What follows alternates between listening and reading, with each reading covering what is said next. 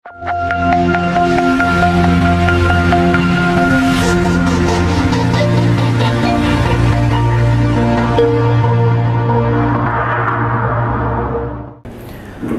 bismillahirrahmanirrahim. Assalamualaikum warahmatullahi wabarakatuh. Waalaikumsalam warahmatullahi wabarakatuh. Semangat pagi. Pagi, luar biasa. Satu kali lagi, kita masih pagi-pagi sekali nih jam 8 ya. Semangat pagi. Pagi, luar biasa. Mahasiswa Universitas Mulia, bangga berbahasa Indonesia. Tepuk tangan dulu.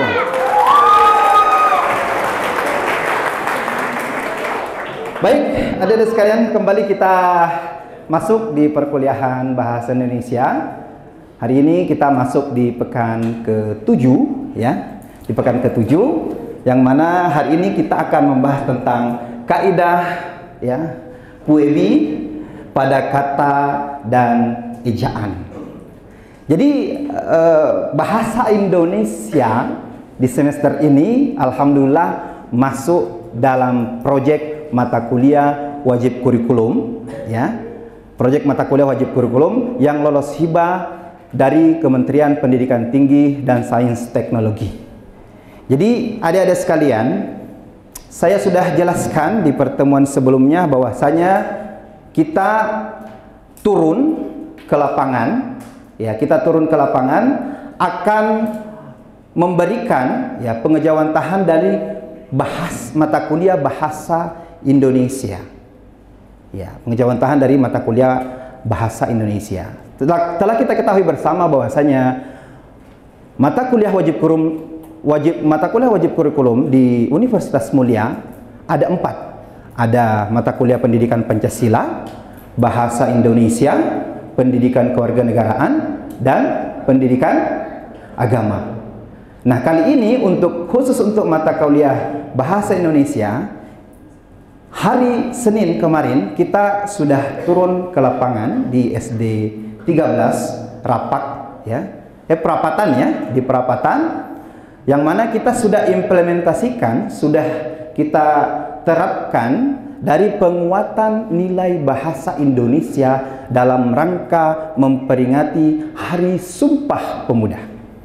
Telah kita ketahui bersama bahwasanya Sumpah Pemuda adalah salah satu ikrar seluruh pemuda yang ada dari ujung Merauke hingga ujung Sabang ya, Sabang sampai Merauke ya. Mengikrarkan menyatakan satu bahasa persatuan adalah bahasa Indonesia. Maka sepatutnya lah kita berbangga ya, sebagai seorang akademisi kita berbangga menggunakan bahasa Indonesia. Mungkin adik-adik belum tahu, bahasa Indonesia itu adalah salah satu penutur terbesar di dunia. Bahasa Indonesia salah satu penutur terbesar keempat di dunia. Bayangkan adik-adik, dengan jumlah penduduk kurang lebih 280 juta ya, dan diajarkan di puluhan negara, bukan belasan negara, tapi di puluhan negara bahasa Indonesia diajarkan di pendidikan-pendidikan di seluruh dunia. Maka sepatutnya lah kita sebagai seorang mahasiswa patutnya kita berbangga ya, berbangga dan senang ya, menuturkan bahasa Indonesia dan melestarikan bahasa Indonesia. Kalian adalah seorang mahasiswa menjadi pioner terdepan untuk melestarikan bahasa Indonesia dengan baik dan benar.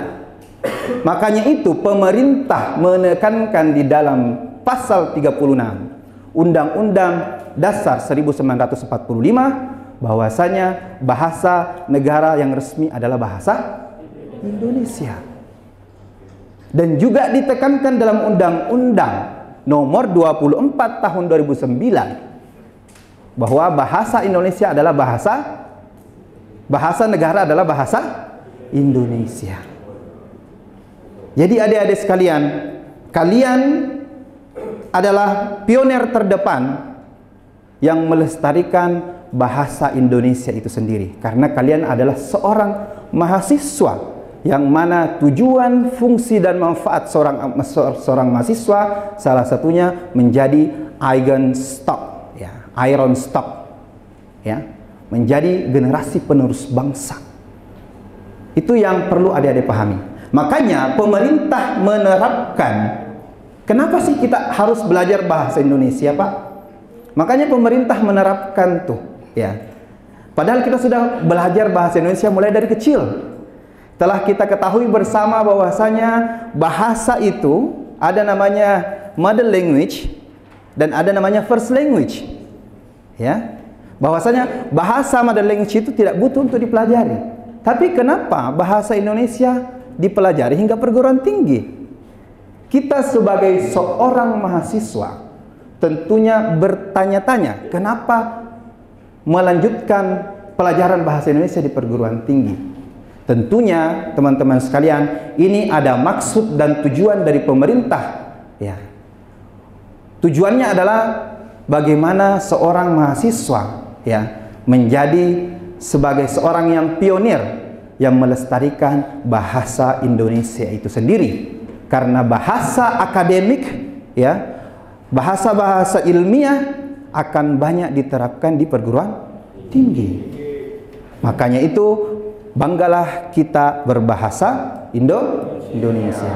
Apalagi ini adalah bulan bahasa, ya. Bulan Oktober itu kalau orang akademisi, bulan Oktober kalau orang akademisi itu dikenal dengan bulan bahasa, adik-adik sekalian.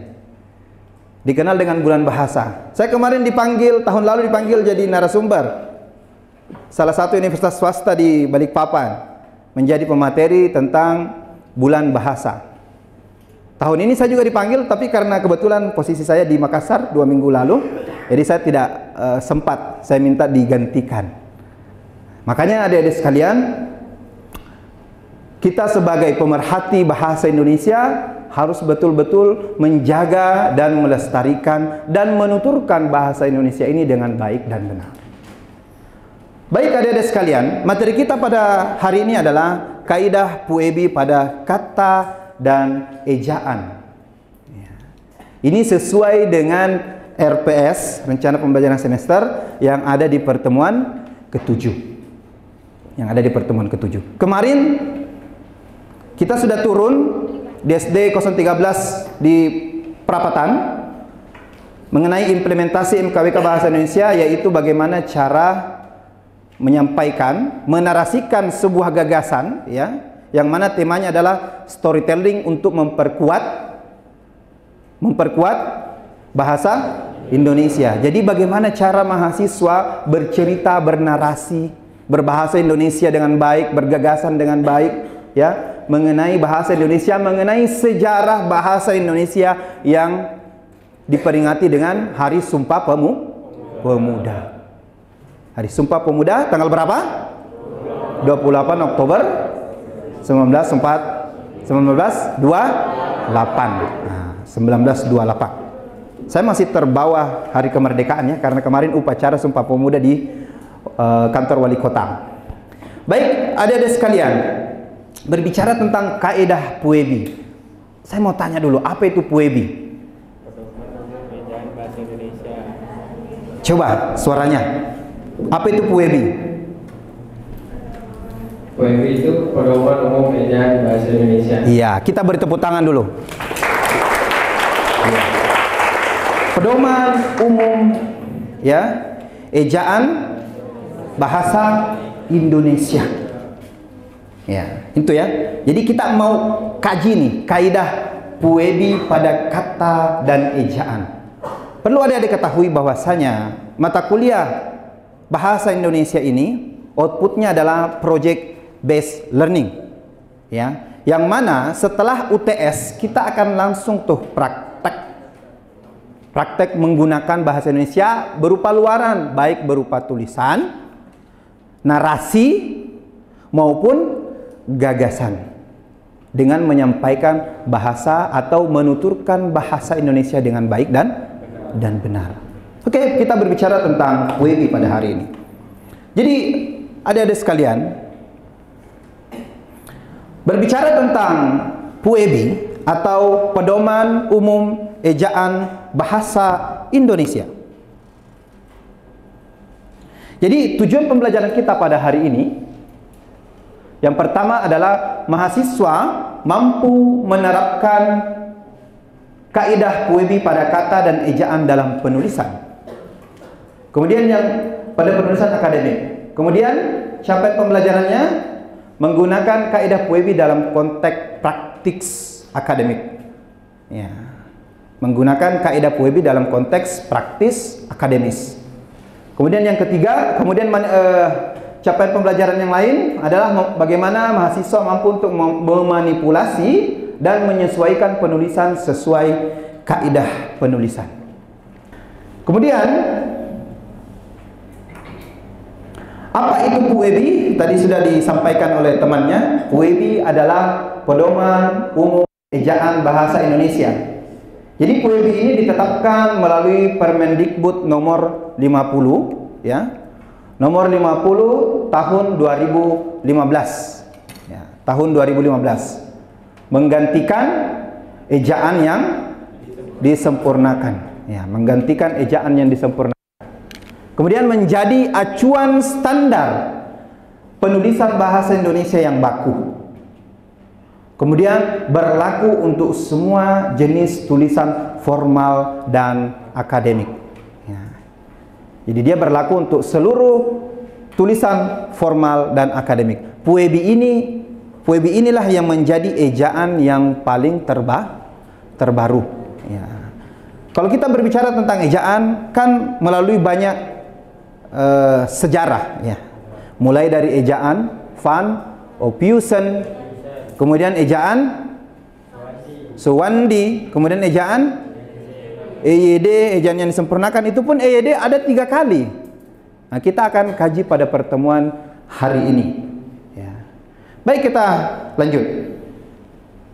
Kemudian kita berbicara tentang sejarah ejaan. Yang pertama adalah ejaan Van Ophuijsen. Ya, ejaan Van Ophuijsen ini dimulai dari tahun 1901 sampai 1947. Yang mana ejaan ini dimulai semenjak adanya integrasi garis kebudayaan penjajahan Belanda masuk ke Indonesia. Inilah ejaan Van Ophuijsen. Makanya banyak penuturan kata, dialek kata yang irisannya berhubungan dengan irisan bahasa Belanda. Nah, mulai dari 1901 sampai 1947. Tokohnya adalah Charles Adrian Van Ophuijsen. Beliau ini adalah ahli bahasa Belanda yang diintegrasikan ke dalam bahasa Melayu. Pada waktu itu belum ada bahasa Indonesia, karena bahasa Indonesia dikerarkan di tahun 1928, yang asal muasalnya dari bahasa Melayu. Nah, ciri-cirinya ejaan pertama yang resmi untuk bahasa Melayu. Nah, ini irisannya.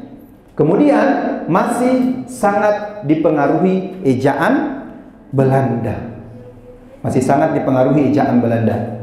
Contohnya menggunakan kata oe. Bunyinya u. Contohnya suerat buku. Nah, buekoe. Ya, itu penulisan yang formal di zamannya. Penulisan yang formal di zamannya. Kemudian yang lain menggunakan J untuk bunyi Y. Contohnya sayang yang bahasa kita hari ini tahun 2025 dulunya adalah sajang. Saya sajang kamoe. Ya kan, tulisannya seperti itu. Nah, ya. Itu formal di masanya. Kemudian ada kata rajin, ya, ada kata rajin. DJ berubah dibaca menjadi J, ya, rajin. Oke, kemudian menggunakan DJ untuk bunyi J, contoh jalan, maju, ya. Itu ejaan Van Ophuijsen. Ini ada beberapa contoh, ya. Ada kata TJ untuk bunyi C, contohnya cantik, kecil. Nah, saya membayangkan ini, seandainya bahasa Van Ophusen, ya, atau bukan bahasa ya, ejaan Van Ophusen masih digunakan sampai hari ini, betapa ribetnya kita, karena tidak berada pada zamannya. Orang yang ada di zaman itu ya biasa saja, ya. Oke, itu yang perlu adik-adik ketahui. Kemudian bahasa Van Ophusen ini berlaku dari tahun 1901 hingga 1947. Nah, kemudian ejaan Suwandi ini yang terkenal, ya. Ejaan Republik atau ejaan Suwandi. Biasanya para sastrawan mengenalnya dengan ejaan Suwandi. Saya dulu adik-adik sekalian waktu SMA memang dari jurusan bahasa, ya. Ada kan IPA IPS bahasa. Saya dulu dari jurusan bahasa memang dari awal. Saya pernah juara 1 lomba bahasa Jerman se-Sulawesi, Sulampua, ya, Sulawesi, Maluku, Papua. Nah, di tahun 2009. Pada waktu itu. Jadi pertandingan antar anak SMA. Nah, saya itu juara satunya dulu. Makanya saya memang dari awal tertarik belajar bahasa. Salah satunya adalah bahasa Indonesia. Kemudian ejaan Suwandi. Ejaan Suwandi ini dari tahun 1947 sampai 1972. Nah, 1947 sampai 1972. Yang mana kalau kita mau nilik sejarah, ya, konflik internal bangsa Indonesia masih berkecamuk di masa itu. 1947 sampai 1972. Masih berkecamuk, ya. Ditandai dengan hadirnya gerakan G30 SPKI, 30 September, ya, gerakan 30 September PKI. Banyak gesekan-gesekan internal, bahkan Belanda masih belum mengakui kemerdekaan bangsa Indonesia. Ya. Tapi bangsa Indonesia dengan penuh perjuangan, ya, dengan penuh tekad menyatakan kemerdekaan yang sesungguhnya. Salah satunya ditandai dengan ikrar bahasa Indonesia sebagai pemersatu bangsa. Makanya kita ini sebagai seorang pemuda yang hari ini, yang kemarin tanggal 28 Oktober 1928, ya, kita sebagai seorang mahasiswa semestinya harus mampu menjaga dan melestarikan dan bangga menuturkan bahasa Indonesia sebagai bahasa identitas bangsa. Itu yang perlu ada dipahami. Kemudian ejaan Suwandi ini dari tahun 1947 hingga 1972, yang mana tokohnya adalah Bapak Suwandi, yang pada waktu itu beliau menjabat sebagai Menteri Pendidikan, Pengajaran dan Kebudayaan Republik Indonesia. Ciri-cirinya ya dikeluarkan setelah kemerdekaan untuk pengaruh Belanda, ya. Jadi ini dikeluarkan setelah kemerdekaan, ya, untuk mengurangi pengaruh Belanda. Ciri-cirinya seperti ini, OE atau dibaca U ini sudah berubah menjadi U, ya. Sudah berubah menjadi U. Surat. Nah, di sini mulai penyempurnaan di sini. TJ masih dipertahankan. Ada beberapa ejaan yang masih dipertahankan. Kemudian DJ masih dipertahankan, jalan. Kemudian J masih dipertahankan, saja. Kemudian NJ masih dipertahankan, CH masih dipertahankan. Jadi dia menghapus tanda aksen dari ejaan Van Ophusen ke ejaan Suwandi. Masih ada irisan sedikit, belum seutuhnya. Karena apa? Mungkin ada yang bertanya-tanya. Karena apa, Pak? Karena pada waktu itu masih ada pergolakan internal bangsa Indonesia yang masih belum selesai pada waktu itu.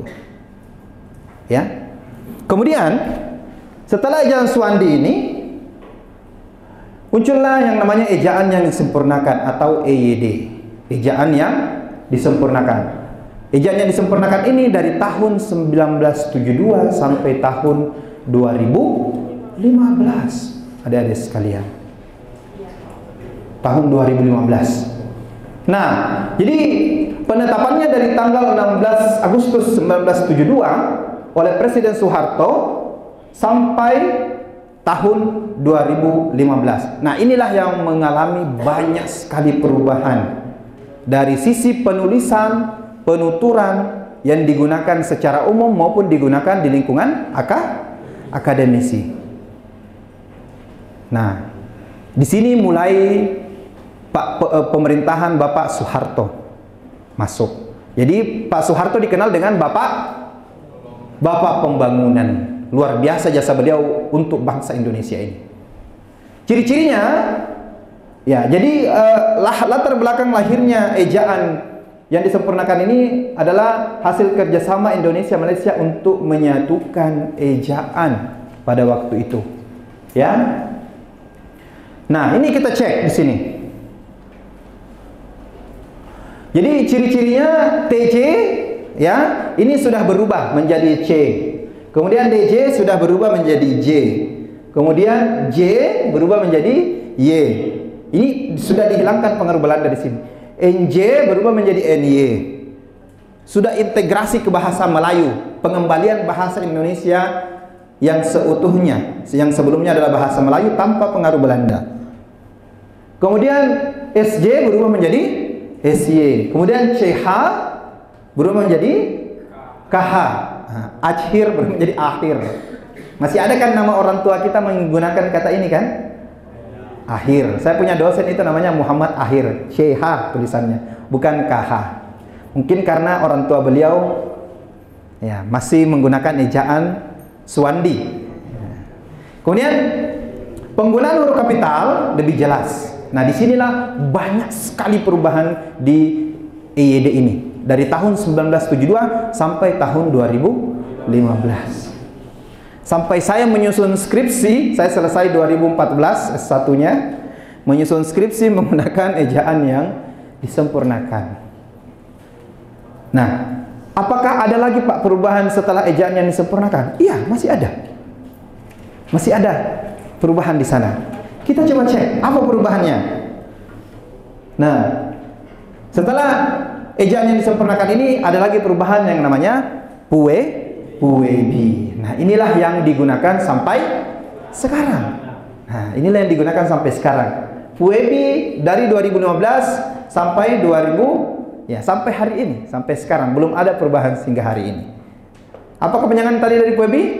Pedoman Umum Ejaan Bahasa Indonesia. Jadi penetapannya Permendikbud nomor 50 tahun 2015. Ya, tahun 2015. Kemudian latar belakangnya modernisasi dan penyesuaian dengan perkembangan teknologi dan komunikasi digital. Ya, ini pengembangan bahasa Indonesia yang sangat luar biasa menurut ejaan PUEBI. Banyak tuh kata-kata baru yang berdasarkan integrasi penyesuaian dengan perkembangan teknologi dan komunikasi digital. Selesai PUEBI di sini. Kemudian kita masuk ke pemakaian huruf kapital. Ini sudah kita pelajari di SMA, tapi nyatanya banyak yang gagal paham. Ya, banyak yang gagal paham mengenai penggunaan huruf kapital. Kapan digunakan huruf kapital? 1. Di awal kalimat. Oke. 2. Apa? Coba deh suaranya. Ya. Yang kedua, di mana? Nama orang, gelar dan jabatan. Nama orang, gelar dan jabatan. Oke. Yang ketiga. Hah? Ya, coba. Yang ketiga, nama tempat dan geografis. Nama tempat dan geografis. Oke, ini yang ketiga. Jadi selain dia digunakan di awal kalimat, juga digunakan di awal paragraf. Di awal paragraf. Semua bahasa rata-rata seperti itu. Bahasa Indonesia, bahasa Inggris, bahasa Jerman menggunakan pola yang sama. Ya. Kemudian juga menggunakan huruf kapital di nama instansi dan lembaga. Ya. Misalnya Kementerian Pendidikan dan Kebudayaan itu semua huruf kapital di awalnya. Kemudian nama hari, bulan dan hari besar. Senin, ya huruf kapital. Oktober, ya. Hari kemerdekaan itu huruf kapital ya. Oke. Kemudian yang tidak menggunakan huruf kapital, nama bulan jika bukan nama resmi. Ya. Misalnya bulan lalu. Jangan huruf besar B-nya ya. Ya, oke. Kemudian nama jabatan umum. Misalnya presiden itu memimpin rapat. Tapi kalau saya katakan Presiden Republik Indonesia, itu kan bukan nama umum ya. Tapi memang nama presiden. Tapi kalau nama umum dan artian dalam sebuah kalimat, misalnya presiden itu memimpin rapat, berarti itu tidak menggunakan huruf kapital. Itu yang perlu adik-adik pahami. Kemudian untuk pemakaian huruf miring, kata atau istilah asingnya. Jadi yang pemakaian huruf miring yang pertama ditandai dengan kata atau istilah asing. Ya. Contohnya apa? Windy ya. Oke, Windy. Saya sudah hafal namanya. Silakan Windy. Penulisan karya ilmiah harus objektif. Ya, yang mana yang huruf miringnya? Objektif. Ya, objektif. Oke.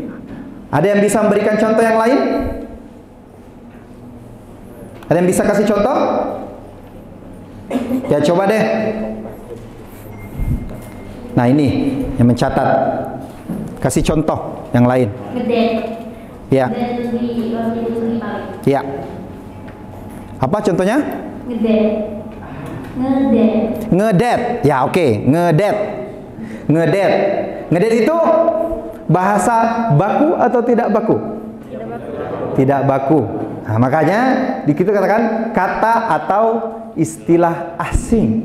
Jadi banyak istilah-istilah asing yang diserap ke dalam bahasa Indonesia, yang mana penulisan yang benar adalah penggunaan huruf miring dalam sebuah kalimat. Pertanyaannya, apakah kita sudah menerapkan itu dalam sebuah penulisan ilmiah? Sudah? Sudah? Nah, kita beri tepuk tangan dulu kalau sudah. Oke. Kemudian yang kedua, judul buku, majalah dan surat kabar.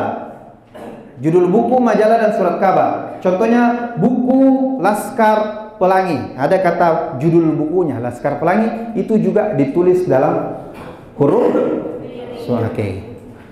huruf miring. Kemudian untuk penekanan atau penegasan.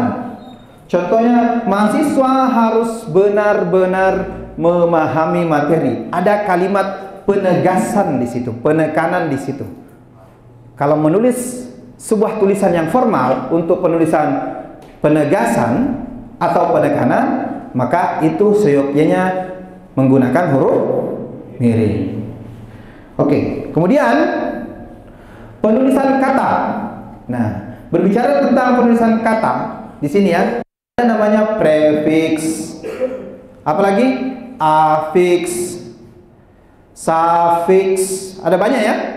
Kita coba cek. Prefiks atau awalan, yang mana imbuhan yang diletakkan di awal kata dasar. Saya yakin teman-teman sudah tahu. Ya. Contohnya menulis dan seterusnya, bermain, diambil, ya. Sama juga dalam bahasa Inggris seperti ini. Dalam bahasa yang lain juga sama menggunakan polanya. Kemudian ada namanya sufiks atau akhiran, ya. Pre artinya awal, sufiks, su artinya akhiran ya. Sufiks, ya. Sufiks dalam bahasa Inggris. Imbuhan yang diletakkan di akhir kata dasar. Contohnya makan menjadi makanan. Ada yang bisa memberikan contoh? Infix? Ayo, mahasiswa semester 1 Fakultas Teknik, 3 prodi nih. Ayo. Silakan kalian memberikan contoh ya. Silakan.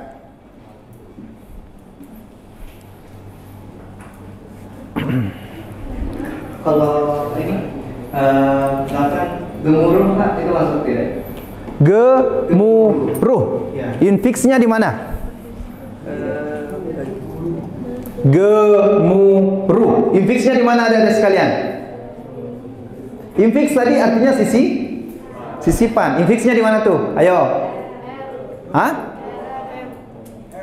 M? Muruh. Kita coba cek ya. Jadi misalnya seperti ini. Nah, ada kata ini ya. Sudah cocok ini ya. Ada kata M ya. Kemudian ada kata R, kemudian ada kata L. Nah, masih banyak yang bingung ini. Padahal sudah di perguruan tinggi belajar bahasa Indonesianya.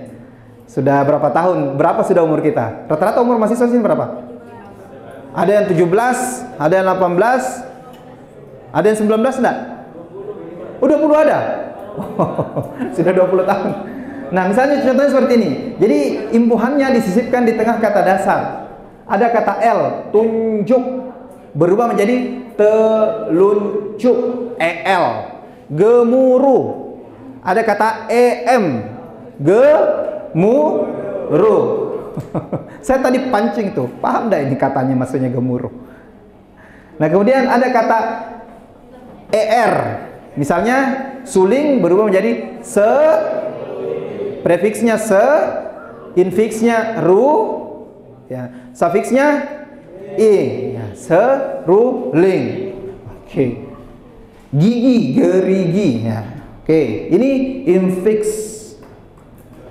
Kemudian konfiks, imbuhan gabungan yang terdiri atas prefiks dan sufiks secara bersamaan. Contohnya prefiks dan sufiks secara bersamaan. Contohnya, ayo. Contohnya. Apa contohnya? Contoh? Ayo. Siapa bisa kasih contoh? Mana Asia? Oh, ini Asia. Ya. Oh, Asia. Asia, ya, oke. Contohnya, gabungan antara prefiks dan sufiks. Membacanya. Oke, mana prefiksnya? Me. Oke, akhir sufiksnya? Ya, membacanya. Oke, tepuk tangan dulu. Oke. Itu contoh sederhana ya. Yang lain misalnya ke-an, kecantikan. Ya, ke plus an. Indah, keindahan. Kerja, pekerjaan. Ya, berasal kalau kita belajar bahasa Inggris berasal dari kata verba. Kalau bahasa Indonesia ya verba, kata kerja. Kerja berubah menjadi kata benda, pekerjaan. Pekerjaan itu kata benda. Kata kerjanya, verbanya adalah kerja. Sama kayak ini, pertemanan. Apa? Ya ini warna. Warna itu apa? Kata apa? Kata benda. Berubah menjadi mewarnai, berubah menjadi verba. Kata kerja. Dilakukan. Ya, oke. Sampai di sini ada pertanyaan, adik-adik sekalian? Ada pertanyaan? Cukup? Cukup? Baik. Saya mau sebenarnya ada pertanyaannya. Nggak ada pertanyaannya. Apakah sudah jelas? Oke, kalau sudah jelas adik-adik sekalian, saya akan kasih tugas. Ya. Jadi tugasnya untuk pertemuan hari ini, ya.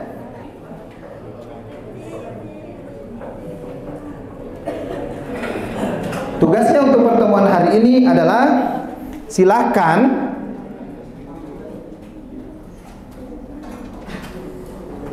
ya, silakan Anda ya, oke. Tugas satu dulu kita perbaiki sama-sama ya.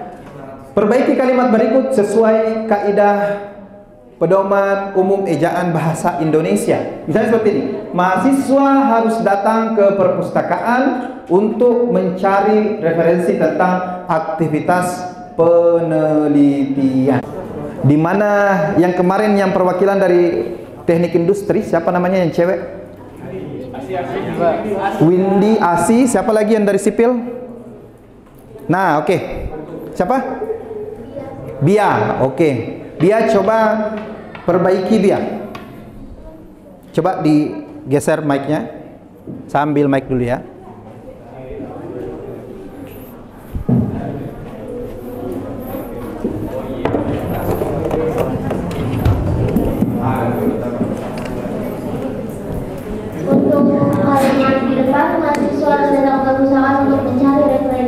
Aktivitas penelitian diawali dari awal kalimat kata mahasiswa untuk huruf M Kapital. dipakai huruf kapital. Oke, apalagi?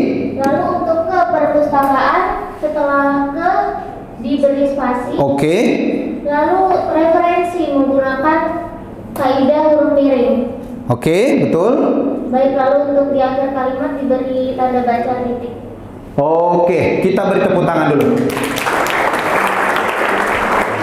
Ini sangat benar ya. Jadi huruf M di sini diawali dengan huruf kapital. Kemudian ke dan perpustakaan diberikan kata spasi. Oke.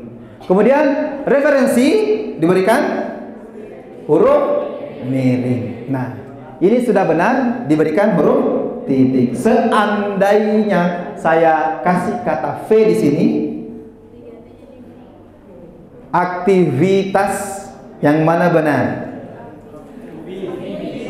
Nah, pakai V atau F? Ah, itu ya kelupaan satu. Aktivitas. Kita beri tepuk tangan dulu. Wah, luar biasa ini mahasiswa Fakultas Teknik ya. Mahasiswanya pintar-pintar semua.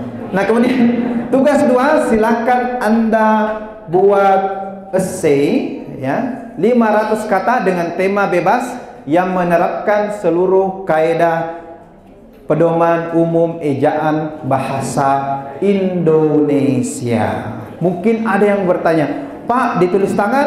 Iya, ditulis tangan. Kemudian temanya tentang yang umum-umum, yang sedang viral. Ya, sedang viral. Atau saya lupa ya, saya tidak puas kalau 500 kata.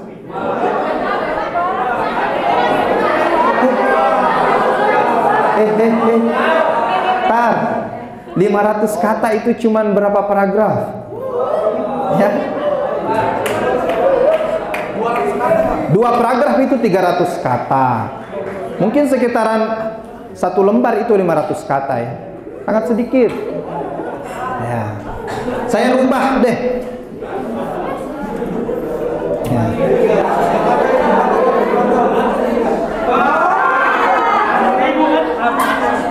Ya, menjadi 1000 kata. Kita beri tepuk tangan dulu. Iya dong. Kita sebagai mahasiswa ya. Halo. Bisa tenang dulu adik-adik sekalian.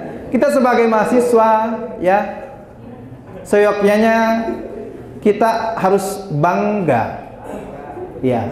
Bangga meliteralkan ya, menarasikan gagasan kita, gagasan kognitif kita tentang bahasa Indonesia yang diimplementasikan dalam sebuah tulisan. 1000 kata itu sama halnya dengan kurang lebih 2 lembar. Nah, 2 lembar. Jadi bagaimana konsepnya? Silakan dulu konsepkan di komputer. Hitung sampai 1000 kata. Ada word count-nya kan di komputer. Nah, setelah cukup 1000, oke, kemudian Anda tulis tangan. Mungkin ada yang bertanya, Pak, kenapa sih ditulis tangan? Ini untuk menghindari plagiarisme, Ctrl C, Ctrl V. Ya? Oke, daripada saya minta narasikan dalam bentuk video.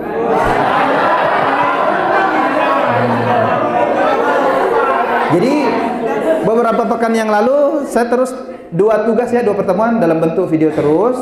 Ini kita kombinasikan lagi dalam bentuk tulisan. Tapi hitung dulu pakai word count di Word. jadi 1000 kata. Cukup untuk pertemuan hari ini adik-adik sekalian, ya. Kita beri tepuk tangan dulu. Kalau saya katakan mahasiswa Universitas Mulia, kalian katakan kami bangga berbahasa Indonesia, ya. Oke? Oke. Mahasiswa Universitas Mulia, kami bangga berbahasa Indonesia. Sekali lagi, kami bangga berbahasa Indonesia, ya. Oke, mahasiswa Universitas Mulia, kami bangga berbahasa Indonesia. Tepuk tangan dulu. Baik, cukup sekian. Lebih dan kurangnya mohon dimaafkan. Assalamualaikum warahmatullahi wabarakatuh.